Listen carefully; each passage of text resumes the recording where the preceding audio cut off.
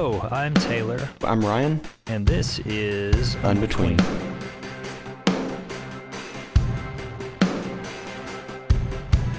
Hey folks, welcome to the third episode in the series that we have been doing, Entrench, Deconstruct, and Disengage. And we did Entrench and Deconstruct already, and so we're going to jump into Disengagement this time around. I don't want to give too much away, except to say that I hope you will stick with us all the way through, because we go through some kind of bumpy stuff, but I think we land in a really good place. And if you are somebody who has experienced the desire to disengage or seen that in your life or in the lives of the people around you, disengage from the church or disengage from Christianity or organized religion, whatever it may be, we hope that this conversation is really helpful for you.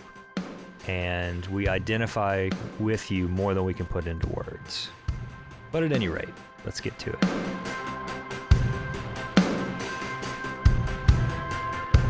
So I may be wrong in this, but I kind of feel like this may be the one you've been waiting for.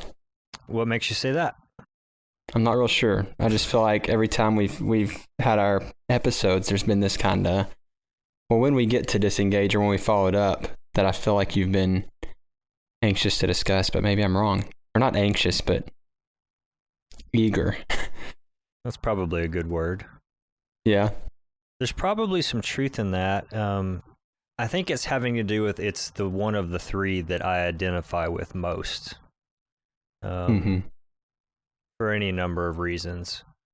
But having grown up and seeing entrenchment from people of faith, myself included in some ways, and then having deconstructed some of that, both, as we mentioned last time, both in terms of my personal faith and then also the kind of religious experience or religious structure that I was in, having deconstructed some of those and then rebuilt things in their place and sort of reoriented my identity.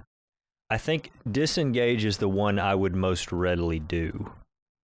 It's the one I'm most, that I can fall into the easiest, because I really, I really relate to people who are feeling the need to disengage, in that I see entrenchment around me and I see deconstruction around me, and it seems like a lot of the people that I talk to or read stuff from are falling into one camp or the other, and they're certainly the most strident and clamorous folks in the conversation. You'll hear their voices the loudest, and it just, one feels more and more like you don't belong with anybody. Particularly in the church, I have felt that way for most of my adult life, I think. Not in a woe is me kind of way, or nobody gets me. It's not like that, I don't think. But it's more just this feeling of, most of the people around me, a lot of the stuff that I'm passionate about and the stuff that's important to me is I'm probably not going to connect on that level with most of the folks around me. And from conversations you and I have had, and that I've had with any number of other people, I know I'm not alone in that, and that even if folks are not camping out in that spot, they have those feelings. I've read some things lately, particularly in our kind of the public conversation around Christianity and faith that's happening in our country right now and over the last couple of years. I've seen a number of people use the phrase, I feel homeless. They're looking at their denomination, their church congregation, their political party, the faith leaders in their tradition, and they don't see anybody that seems to care, or they see very few people that seem to care about the same kinds of things that they do, and who want the same kind of faith that they see in the scriptures. And I don't want to put myself or people on pedestals here. It's just that when you drag yourself out of entrenchment and you deconstruct the stuff that you didn't need, you do have to build something in its place. And a lot of times it's we touched a bit on simplicity in our last conversation about deconstruction, and that hunger for that authentic, real, simple, mundane, really, faith that kind of infects, if I can use that word, every aspect of your life and isn't as much concerned with like big spiritual mountaintop moments or feelings or the Instagram post. And it can be challenging if you feel like you're surrounded by a whole lot of people that's not what they're looking for. And that is an ongoing struggle for me to not kind of gather those feelings around myself and take my toys and go home, as it were. And so I guess if it has seemed like there's been some eagerness on my part, it's because I think I feel this one the most, if I can sum it up that way. Yeah. Well, and I think there's something to be said for this one being one you can slip into quietly, if that makes sense. Yeah. You can disengage without having to let a lot of people know. Yeah. You can keep doing what you've been doing, keep going to church, but really not be there. And you mentioned that with the Instagram post, which I know we harp on some. I for sure do, at least, just because of what I see. But I kind of came to the realization that this past couple of weeks that there's a lot of people who are quick to post whatever the bestseller is on the Christian book list, or whatever author's popular, kind of their highlighted snippet of that. But and I'm not saying that's wrong, but are you doing it to be trendy? Are you doing it to appear one way? And if not, what's beyond that? Because I think it's one thing to disengage, but it's another to never ever have been engaged. And I think there's a distinction there. Yeah. Might have to go chew on that for a minute.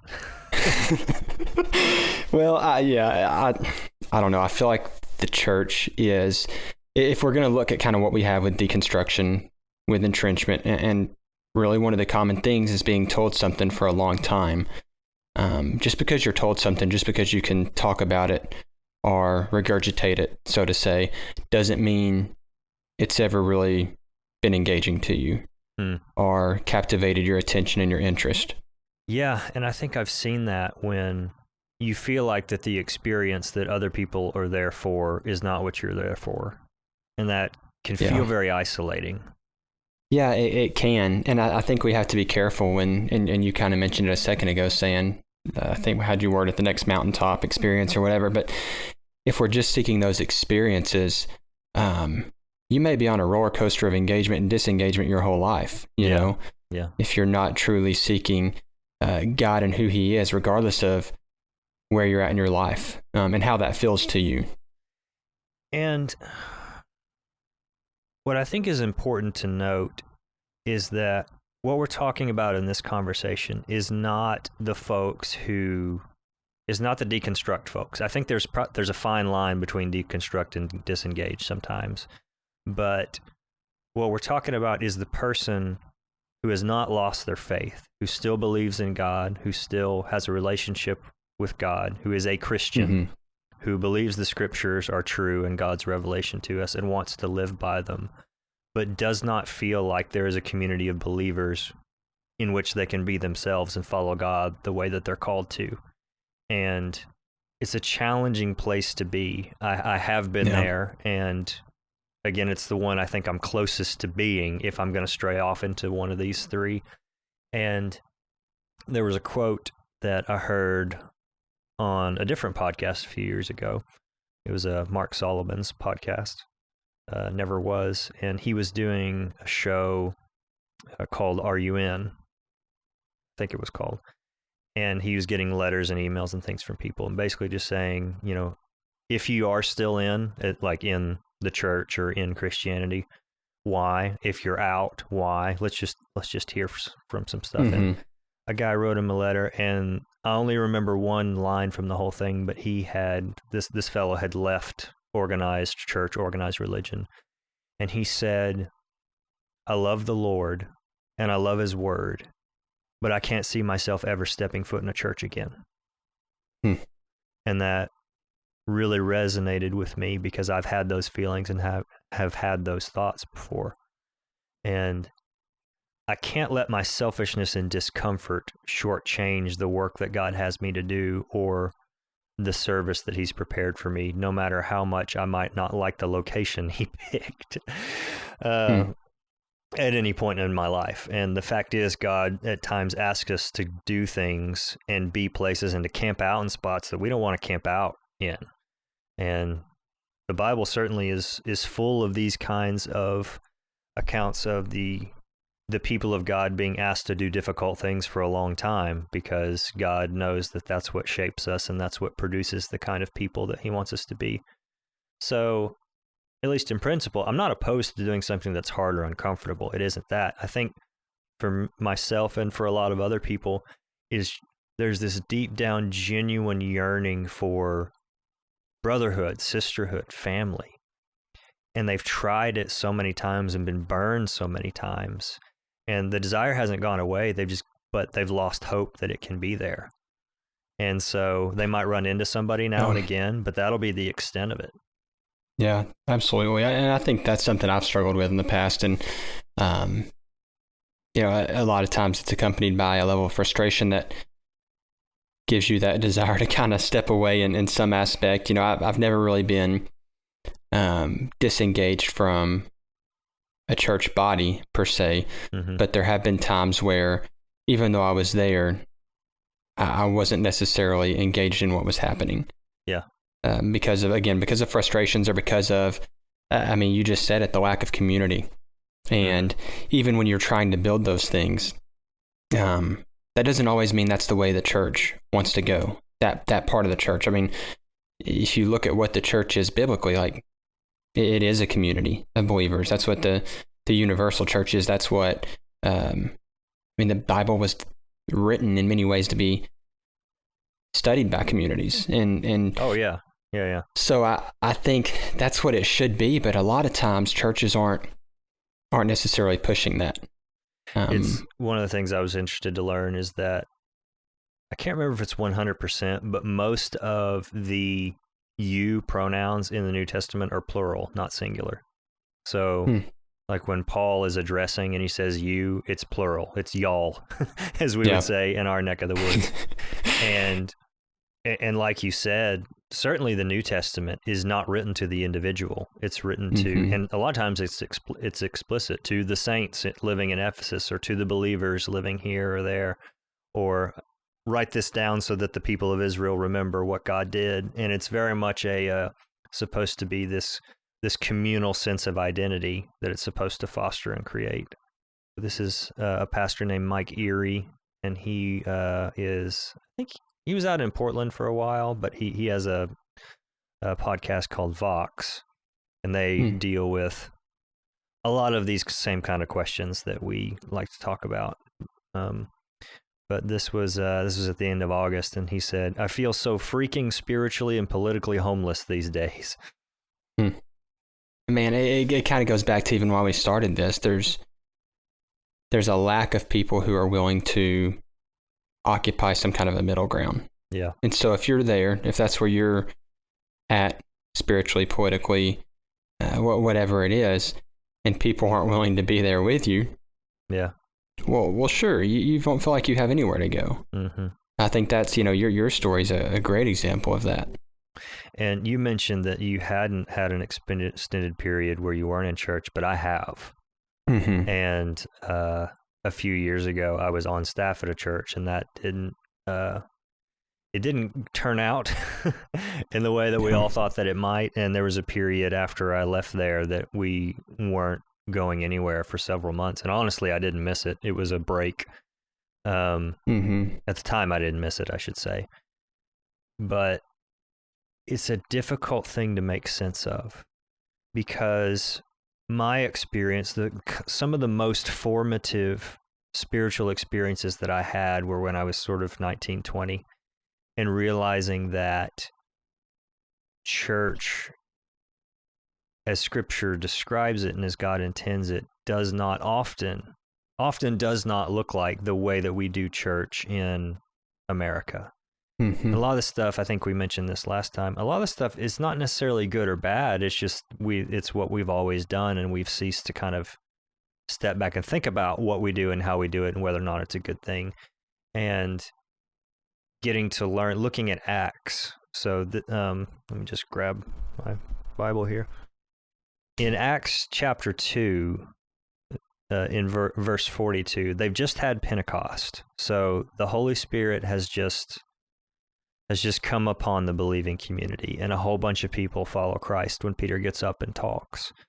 And there's a whole lot of other threads and deeper stuff going on here, but for our purposes, in verse 42, this is right after 3,000 people decided to follow Christ that day. And it said, they devoted themselves to the apostles' teaching and to the fellowship, to the breaking of bread, and to prayer. And not just to me, but to other people whose perspective I appreciate and think is wise. Those are the 4 essential elements of what biblical community is. And there's ways as far as when we get together and gather. And there's other elements that are a part of that. Worship through music is part of that, I think. And there's some other things that you could throw in there that kind of flow out of that. But when I think of, at its core, what, I don't want to say ideal, because we don't just want to just copy things blindly, but basically, this is kind of the yardstick that I use to measure things, that we should be focusing on these things and kind of what they represent and what they're for. And so, apostles' teaching, well, that's somebody teaching the scriptures, breaking them down, helping us understand it. Fellowship, that's pretty straightforward. Like, let's hang out together, talk about our lives, have fun. Let's have some food. Yeah. Because humans like to eat, and let's pray together. And I feel like anything on top of that potentially is a distraction from what is most essential. And so when you already feel like, man, most, if not all of these people, I can't connect with on this basic level, add to it that the going definition of church often does not include all of those things. It includes some version of them, and often very diluted with a whole bunch of other stuff added to it to circle back. I had very formative experiences that looked like what that verse describes when I was younger. And it was so much more vibrant and alive than a lot of the church experiences I was having at the time, for whatever reason. And maybe it was my, could be youthful arrogance. It could have been that it was authentic. But what I can say is, at the time, it felt totally different than the other stuff I had been a part of. And so you come out of that, and on the one hand, you don't want to settle for anything less than that. You know, when you have something that is so formative and so strong and so kind of full of life, from my perspective anyway at the time, and then you go to something else and it's like, well, this is church. This is how it's supposed to be. No, it's not. And this isn't enjoyable or vibrant or alive. And I don't want any part of this if this is what it's going to be. But at the same time, you can't camp out on an experience you had when you were 19 and say, I'm going to measure the rest of my life by this. That's not wise or mature. And so, at least for me, I'm trying to find the balance of those things. And I'm trying to figure out every day, every week, where is it that I need to land on that stuff? And I can't help but think that there are other people who are trying to work through those kinds of issues also. Yeah, no, absolutely. And I mean, now you're in a different place. I mean, when we're talking about kind of that time when you did disengage, I mean, my guess would be that obviously you're coming to that point because you don't feel like what you need, or I mean, what you need is not there. You know, what you're reading biblically you're to have is not there. So you're pulling back, you're pushing that away. But did you, I mean, obviously, I'm guessing you never felt like you got that as you pulled away, but if it wasn't there, you weren't going to just sit around waiting for it. I think the difference is that, and I don't know if this wasn't true the first time around, but when we as a family knew God was nudging us, okay, it's time to jump back in, it was very much you show up and help. You don't have to carry the weight of it. You don't have to be in charge unless somebody puts you in charge of something, but it is not your job to keep this thing going. Whereas before it was. And I think that was part of the difference, was that our directive was very much, these people need help with X, Y, and Z. Go serve. Don't think about it beyond that. Just be there for people. And it doesn't matter whether or not you're getting anything out of it. That was both my wife Summer and I, that we both but we both heard that from God very strongly at the same time. Yeah. And it was very clear that that's what we were supposed to do. And that turned out to be true, that that's what was needed. And that is still what's been needed of us. But it's very much I don't want to call it a mission field, but it's very much you're here to work and you're here to serve and you're here to love people. Whether or not you get your needs met is beside the point, because both of us have people in our lives, well, like this conversation you and I are having. Mm-hmm. We have people in our lives that will pour into us in that way, and we know that. We have that community.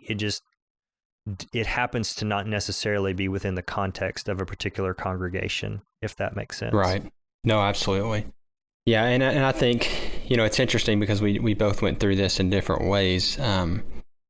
When I look back, I see a similar point in how I re-engaged somewhere. I think part of my problem was I wasn't truly listening to what God was telling me for some time. I think I had a clear picture of what God was telling me I needed, of what the church I was a part of needed to look like.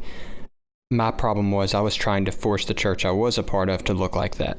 Yeah. I in hindsight, do not believe that's what God was telling me to do. At a certain point, it became clear, and I remember sitting down with my wife and saying, look, I love this church we're in. I love the people here. We've invested a lot of our life here.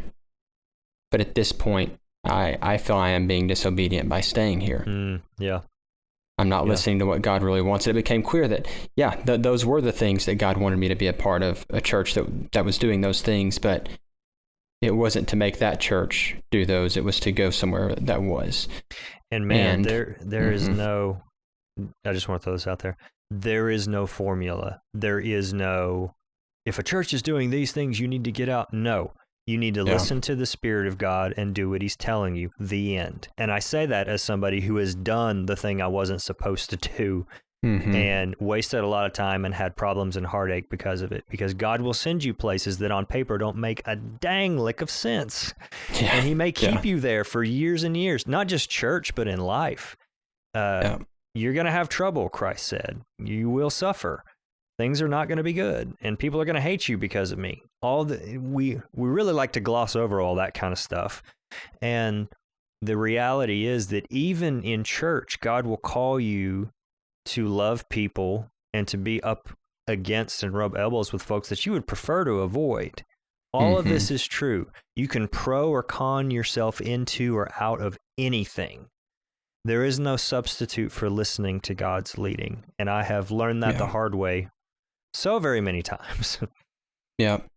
Well, and I think it says a lot about the church staff. I mean, when you get to those points, I was at a position and involved in ways with the church where I felt it necessary for me to call and tell the staff like what was going on and what I was feeling, God telling me, and what that meant for us. And so I remember calling 4 or 5 of them, and then some of them weren't happy, and that's fine. I mean, I understand that, but the pastor of the church that I stepped away from, and that's been about 1.5 years ago, he said one of the things that, I mean, I already liked the guy's heart, but like it kind of affirmed that this was okay, and that maybe this was, I feel like I am doing what God's asking me. But he made the comment, we should be comfortable with people being brought up in our churches to go elsewhere and to serve a purpose there. And he said, I'm going to be honest, I selfishly want to pray that you end up back here. But that said, if you end up needing to go somewhere,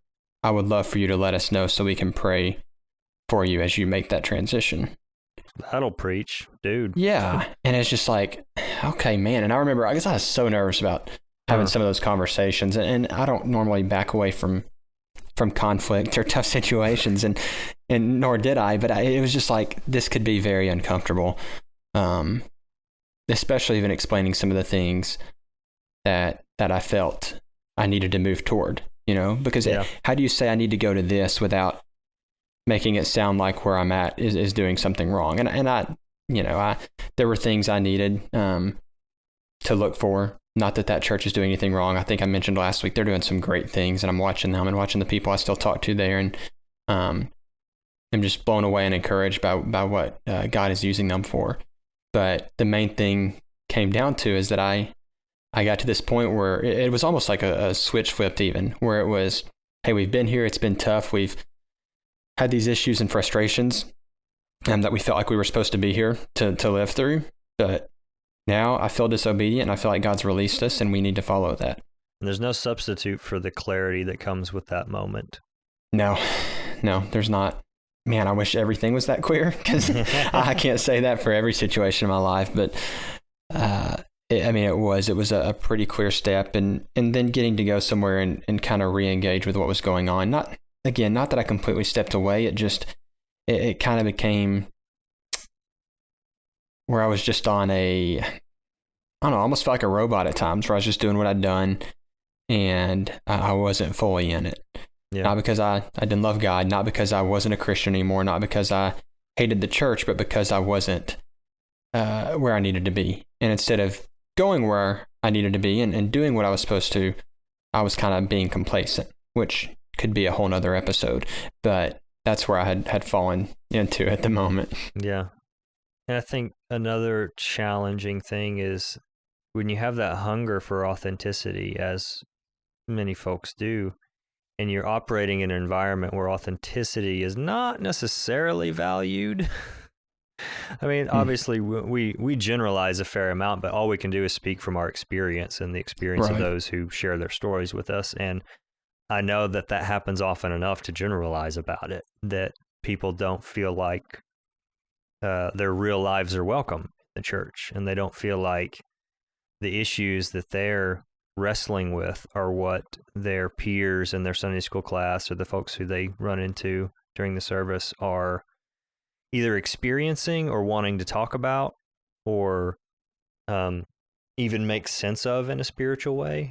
Well, I think there's also something to be said for maybe, I hate to use the phrase tempering our passions, but for being aware that whatever we are passionate about, caring about in the moment, isn't necessarily what everyone's going to be in on at the time, because a lot of times we jump around on things. It's easy for me to kind of start looking into something and to stick on that for a while. I'm actually, my pastor suggested a book to me a while back that I ordered, and I haven't started yet. I'm about to, but the whole thing behind it's called Accidental Pharisee.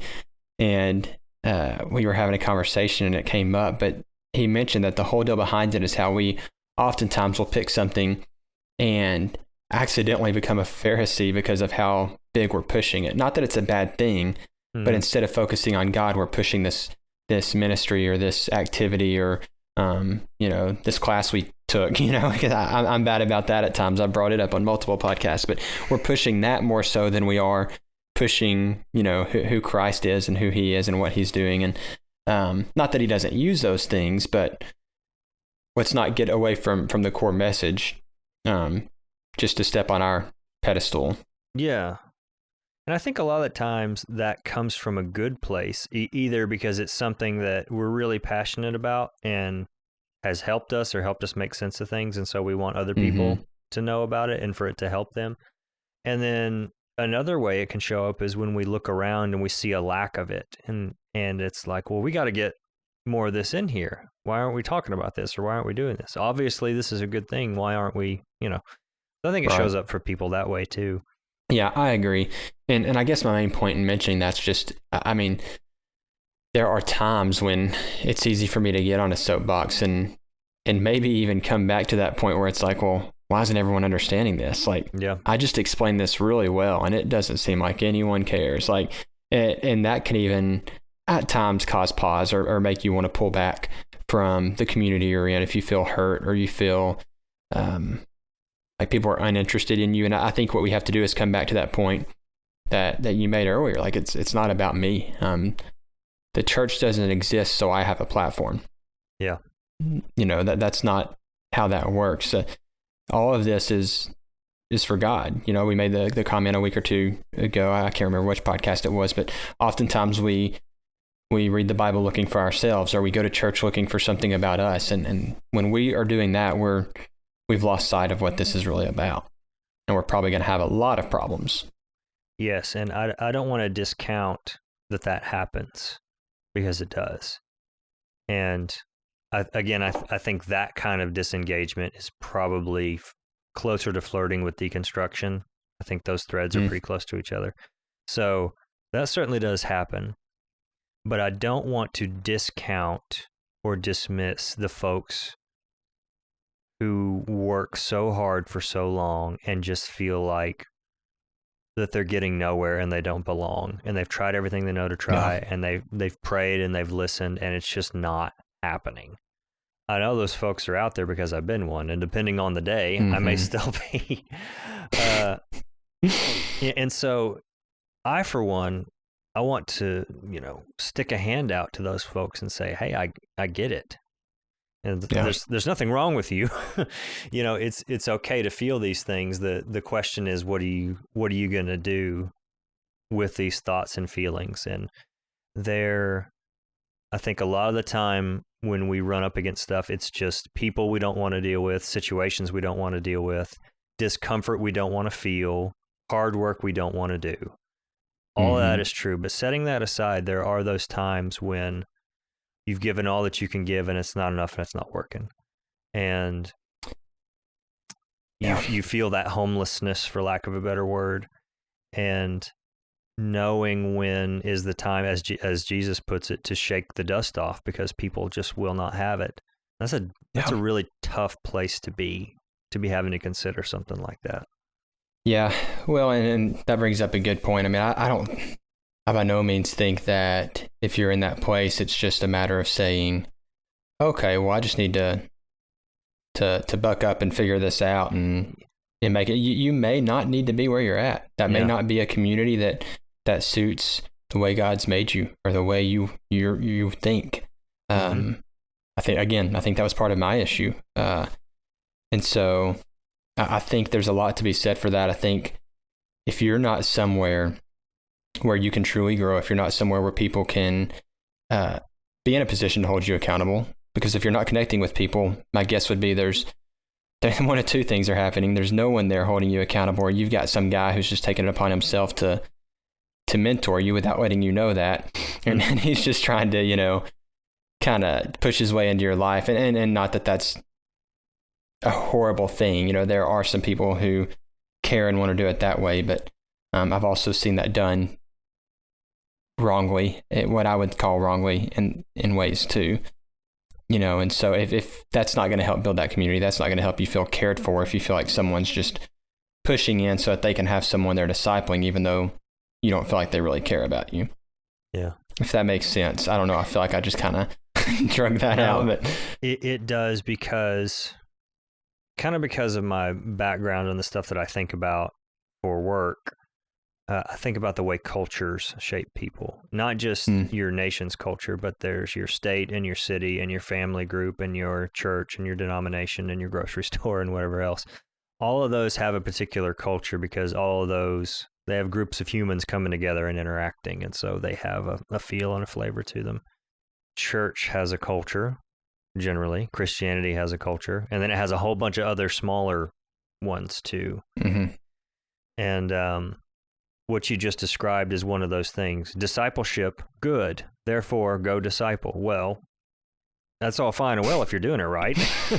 Right. But if you're not focused on the right things, if you haven't been trained, if you don't know what you're training for, if you don't know how to do things without an ulterior motive, like there's this whole church Christian culture thing that tells you what's important, but then doesn't encourage you to think about it. I think we've touched on this before too. Like, okay, I'm older than this other Christian, so I'm supposed to mentor him. Well, what does that mean? Are you self-aware enough to know all the ways you've screwed up? Because that's honestly how you can help people, is say, please don't do this dumb thing that I did. And then occasionally you might have a pearl of wisdom to hand out. But a lot of times it's just going to be sitting listening to them tell you how all the ways that their life has been wrecked. And that's a different perspective. That's a different product, dare I use the word, than kind of this feel good, I'm going to teach you a thing or two boy that I think is probably what you're describing. Yeah. I mean, and I feel like I see it a lot. I mean, you've kind of got these situations, and I've even seen where, I mean, people have treated it almost like drawing names out of a hat, you know? Yeah. Oh, great. I drew this name of an older person, this name of they're going to meet together. And I, you know, I don't think your first meeting with a person should necessarily be where you decide, it should not be because you're discipling them. You know, if there's someone you're going to disciple, I hope that it's happening a little more naturally than that. Not that there's not some intentionality behind what you're doing. Oh boy. And this is, oh man, that opened up a whole avenue for me. This is another one of those things that we do without thinking about it, because it's just what you do. This is what Christians and churches and small groups and accountability, this is how you do it.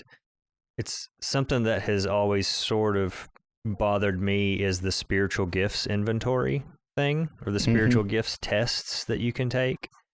I get it. It's well-intentioned, but filling out a worksheet is no substitute for listening to the Spirit of God and figuring out what he's developing and creating in you. Easier said than done, I know, and I don't want to be flippant about it. But it's an example of, okay, I see what we're trying to do here. Have we thought about this? And have we thought about how this is going to be perceived by people when they kind of wake up and realize, I don't know that there's authenticity to this, because it seems like these people are just going through the motions, and they're well-intentioned, but they don't get me. They don't get all this garbage that's going on in my life. And furthermore, they don't want to. I think that's another thing that people not just deconstruct, but they want to disengage from. Even if they're not interested in losing their faith or redefining their faith, it's like, well, I don't think I want community if it's going to be like this, is, I believe, a thought a lot of people have.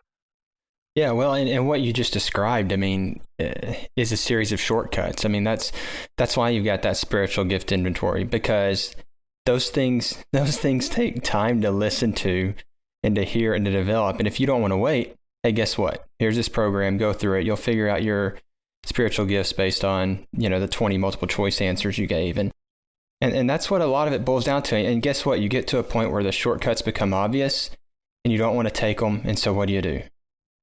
You know, you step away from it, because it just becomes, you know, there's a certain point when you're around the real thing enough that the fake becomes so obvious. Yeah. And I think when you're around the real thing, when you're striving and yearning for authentic relationships, the fake ones just make you sick. Yeah. Man, that landed on me, I've got to tell you, because it's like what I was saying a few minutes ago. I had those experiences that were so real and so vibrant and so authentic. And then to be a part of something else where somebody was telling you, this is the real thing, this is it. And you just know, no, it isn't, because I've seen the real thing and this is not it. If this helps you, fine, but no. Yeah. We're going to talk about Christian art at some point, whatever that means, and music and worship and all that kind of stuff. And it's that thing where somebody's like, you know, if you've ever turned on Christian radio, and some of the stuff on there is so shallow. And I know that sounds critical, but just from an artistic and musical perspective and lyrical perspective, it's just, there's nothing hardly going on. And I've seen examples of beautiful art made by followers of Jesus, offered up as a sacrifice to him, that is wonderful and rich and has depth. And once you experience something like that, the other stuff just doesn't cut it. It's milk versus solid food a lot of the time. And that word you use, shortcuts, I'm thinking of the reason I brought that up is that stuff is a shortcut, or it's an entry. It's like the first rung on the ladder. And the problem is, a lot like we've constructed a faith made out of shortcuts piled on top of each other. Give me the easy sermon with the 3 points I can apply. Give me the easy 5-minute scripture reading devotional. Give me the easy song I can sing and feel good about. Give me the easy quote that I can apply. Give me the easy book that makes me feel good. Give me the shortcut. What is the quickest, easiest way to being a Christian? You know, and I say Christian, I mean, that's in air quotes. I mean, it's what can I do man, there's times I feel like I should bite my tongue, but it's what should I do to appear the way I need to appear? Yeah, there is that. And let's be clear too, I think a lot of people are not doing that disingenuously. They're doing that because they think that's what they're supposed to do. It's what they know. It's what they've been in for years. And once you have swam around in deep waters, it takes everything in you to get back into the shallows. And that I don't mean that immodestly. I just mean that if you've been walking with the Lord for any amount of time and you have seen his goodness, I mean, really, and he has shown you some of the depth of his riches, if I can wax eloquent about it, like that parable in Matthew about bringing the stuff out of the treasure house. You can't go back from that. And it's really difficult when you feel like you've had those kind of experiences and the people that you're around haven't. You don't want to be uncharitable. You don't want to be condescending. You don't want to be arrogant. You want to love people around you, no matter where they're at in their life and in their walk. But at the same time, it can be at times very challenging to make sense of that distance between you, whether it's real or perceived, between you and other people, and know where you're supposed to land. To try to do that is, on the one hand, like if you're still in that kind of community that's not totally disingenuous, where you're just walking in all cynical and you have nothing to offer anybody because you're wearing your feelings on your sleeve, or where you're just like, screw all this, I'm done with it, I'm never coming back. And as we've talked about before, there's the kind of disengagement where you say, okay, I'm done here, and then that's it. You're just kind of dangling off on your own. Yeah. Well, and I love the analogy you just used, because, I mean, you're right. Once you've experienced that deepness, it is tough to go to the shallow end, but that's not to say you don't. But when you do, it better be to find someone that you can help take deeper and help them experience that richness of God's grace and mercy. And there should never be, as believers, we should never be comfortable with where we're at. There should always be more that we're trying to understand about God and about who he is. Not more that we're trying to attain on our own, but more that we're trying to learn. And if that's authentic, you're going to want to bring people with you. You're going to want to build that community. Yeah, and you're going to want people to experience what God is showing you. I mean, look at the woman in the well. It wasn't like, oh, okay, cool. And she just went on, living her life. That's a great quote, Jesus. That's nice. I'll write that down, or tattoo it somewhere or something. But no, I'll put that on Pinterest. Right? Yeah. But it was. I'll go, and I'm going to tell everyone I know. I do wonder if that was like an Instagram, if there would be the picture of the well behind it. But I mean, that's what we're trying to do. We're trying to paint something pretty and nice, and a lot of times that comes across fake to me, maybe wrongly. Yeah. That's why if listeners haven't picked up on it by now, I'm not just the biggest champion of social media. Not that I think it's horrible. I think it's a good way to display what we're talking about, the shortcuts, the disingenuous, and not really get to know people and spend the time letting them get to know you, the real you. It's the socially constructed, digitally communicated self. And that guy is never going to be who you are. That woman is not you. And I have noticed the things that it makes you care about, and the things it makes you, the way it makes you view yourself is ultimately, I don't think, shapes us into the kind of people God wants us to be. That's not to say you can't ever be on there, or you can't post a picture of your dinner. Like, we're not saying it's going to suck you down into an evil wormhole, but it's another thing that you need to use wisdom about. And it just seems like wisdom is not welcome in that space a lot of the time. Well, and so tell me this, Taylor, because and the first time I had this thought is about 40 seconds ago now, so maybe it's not that well thought out, but I mean, do you think social media has played a great deal in allowing people to disengage from church and their communities as well? Oh, incredibly so. Because it sells you authenticity without giving you any. Yeah. And so if it is your perception that you have all these connections with people and all this depth of interaction, then you will not look for it in real life. Yeah. Well, and for me, it even comes back to an issue of who are we pointing to? Yeah, the platform thing that you mentioned comes to mind. Yeah. And I mean, social media is a good way to try and point people more to you and what you're doing, even when you're posting. Here's this verse I read, and I mean, again, I don't think everyone's ill intentioned in doing it. Even in your ill intentions, I think God can use it. Thankfully, God is glorified even in areas where I have royally done wrong. But I do think oftentimes motivations may be to put something out there that may not be genuine. And I think we have to be careful with that. If it's pointing people to look at us and say, oh man, they've got it together, or, oh, they're reading that, they must be doing good.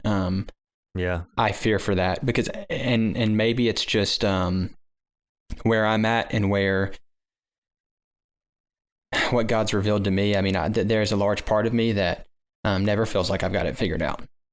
And I take joy and hope in the fact that I can't on my own. I think there's hope in that God is bigger and he's in control. So even though in many ways I am worthless and no good, God is. And that's comforting to me.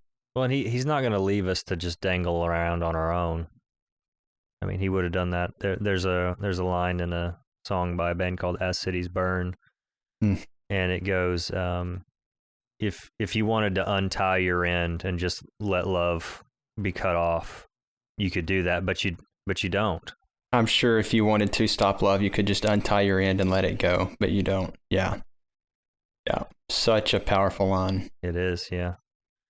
You bringing up the social media thing is interesting because it's an analog to what we've been talking about in that it is a sphere of human interaction that encourages you to be disingenuous.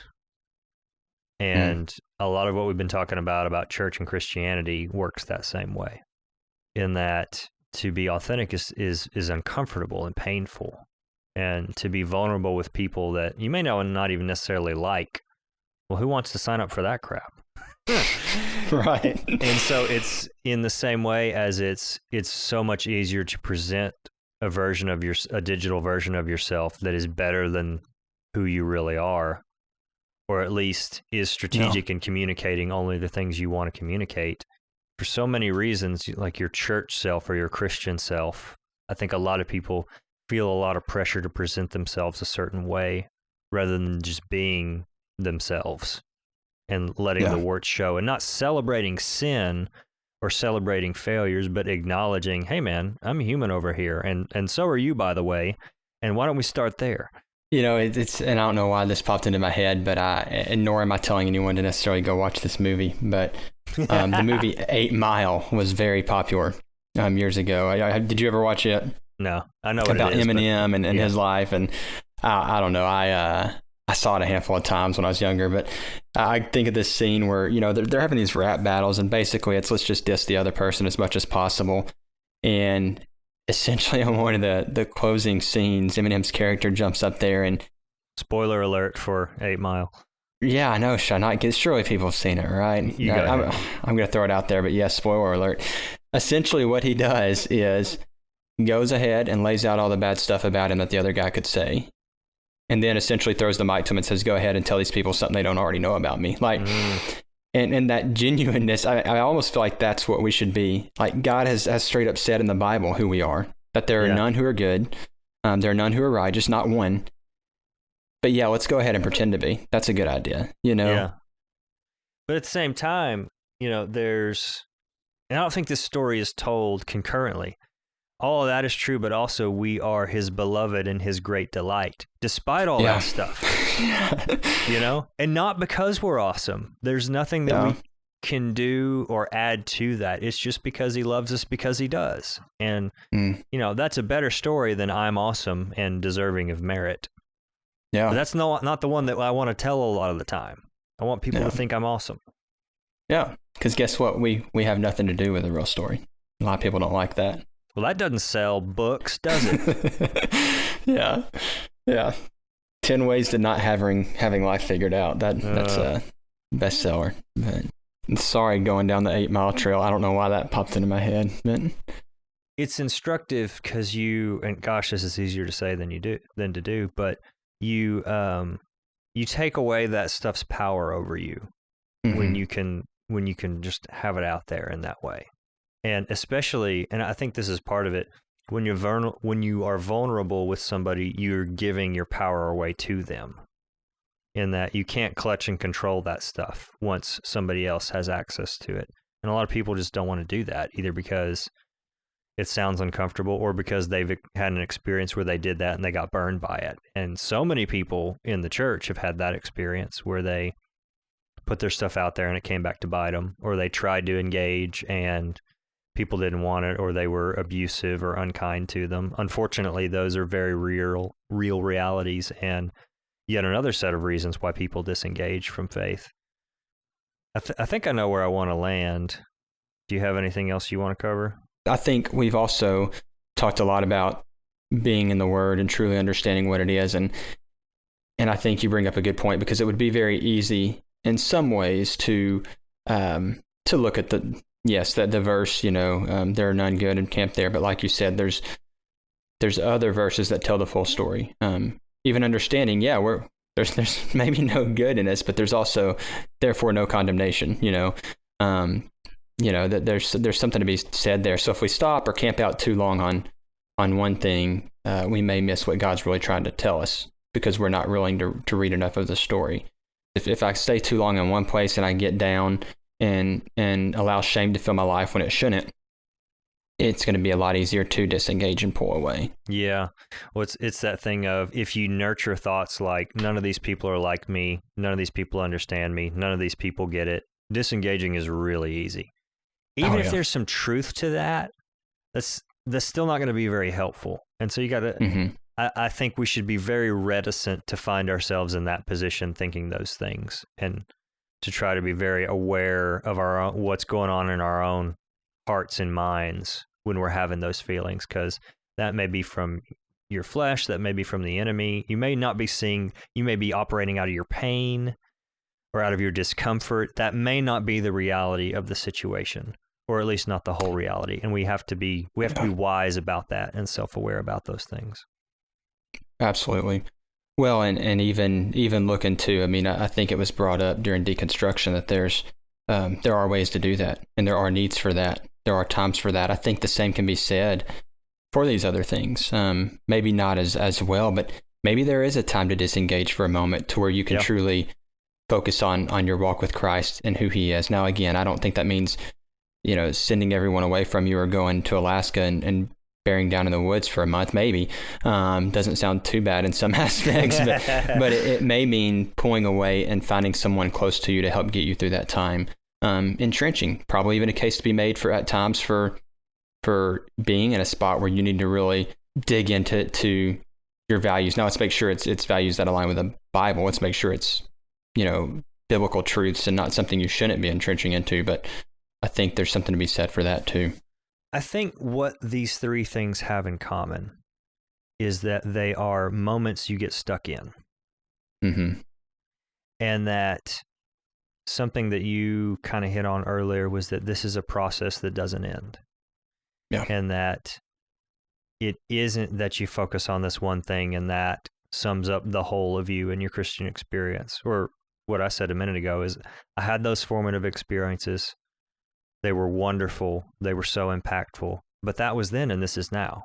And I have to have, God wants to continue to do things that were greater than that. And if I'm so stuck on that stuff, I'm not going to see what He has for me now.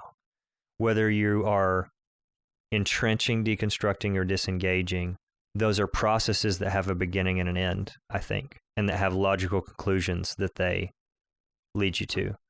And their processes with a beginning and an end in the negative sense, when they're not a good thing, in that when they don't lead to reconstruction or just construction. I feel like the house analogy, you can either build a wall around it, or you can tear it down, or you can say, well, I'm going to stay in here and nobody's allowed to come over. But the reality is that God is always seeking to build onto the house. He's seeking to improve the foundation. Add another room for somebody to stay in. Put a porch back here. Go drink coffee on it. This is kind of funny analogy, but we are always under construction in that way. And if we're not careful, these three things can get us stuck at one point of the process or another. But the point is always that the work of the Spirit in our lives would continue, and that these things would not short circuit that process. By way of kind of circling this back and putting a bow on it, to somebody who is who's in that spot where they want to disengage or they have, I want to remind you of something. Real church, if it's anything, is what you see in Acts. Not just that one verse, but how do the believers interact with each other? And you find that it's a bunch of different ways. They met in the marketplace, and they met in people's houses, and they met in the temple courts, and they ate together, and they praised God with glad and sincere hearts, the scripture says. And they shared with each other, and they bore one another's burdens. If that is a part of your life with other believers, you're having church. Mm-hmm. Whether that's on a Sunday morning, or driving in your car with someone, or sitting on the back porch with someone, or on a Zoom call, or on a phone call. When the lives of believers intersect, led and empowered by the Spirit in the name of Jesus, is where church happens. And if you can never bring yourself to step foot in a church again, that's okay, as long as you're not missing those things. If you can find another person, or better, persons, to come sit on your porch and open the scriptures with you, and to pray with you and over you, and to sharpen you, and to speak truth to you, and to listen to you as you speak truth to them, you're having church. You can still have church without all this other, stuff that we pile on top of it. But also, it may be that God is telling you and wants you to continue to participate, because he wants people to look at you and see an example of what authentic faith is like. No matter how hard it may be for you, he will equip you, and he will empower you and sustain you in that endeavor. But regardless, there is a way out. You don't have to be alone. Sound like a freaking radio talk show host now. But I like it. God will make a way for you to continue to be a part of the people of God, if that's the honest desire of your heart. If you can get past your pain, if you can get past your anger and your discomfort and your just kind of discombobulation, or throwing up your hands and saying, I don't know what to do with any of this. If you honestly seek him, he'll give you the desires of your heart. And if your heart is molded after his, these are the things that you're going to want, and he's going to bring them to you.